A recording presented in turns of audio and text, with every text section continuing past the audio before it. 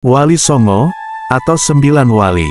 Wali Songo adalah tokoh Islam yang dihormati di Indonesia, khususnya di Pulau Jawa, karena peran historis mereka dalam penyebaran agama Islam di Indonesia. Pembentukan Majelis Dakwah Wali Songo diperkirakan terjadi antara tahun 1250 sampai 1404 oleh sultan-sultan yang berkuasa dalam penyebaran agama Islam di suatu negara ke negara lain. Biasanya terdiri dari 9 anggota Majelis Dakwah Wali Songo segera bergerak ke wilayah India, Asia Tenggara seperti Vietnam, Malaysia dan Indonesia. Berita ini tertulis dalam kitab Kanzulahum dari Ibnu Battuta, lalu dilanjutkan oleh Sunan Gresik dan sekarang tersimpan dalam Museum Istana Turki Istanbul.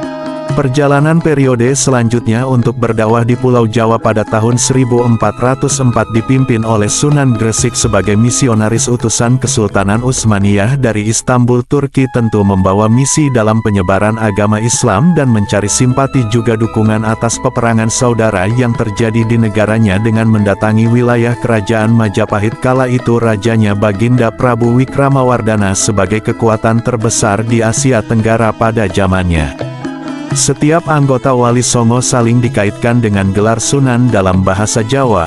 Konteks ini berarti terhormat. Sebagian besar wali juga dijuluki Raden selama hidup mereka, karena mereka keturunan ningrat. Makam atau punden para wali dihormati oleh masyarakat Jawa sebagai lokasi ziarah di Jawa sebagai bentuk rasa syukur dan terima kasih atas manfaat dan syafaat yang mereka amalkan pada masa hidupnya. Dalam tradisi Jawa, makam memiliki istilah punden.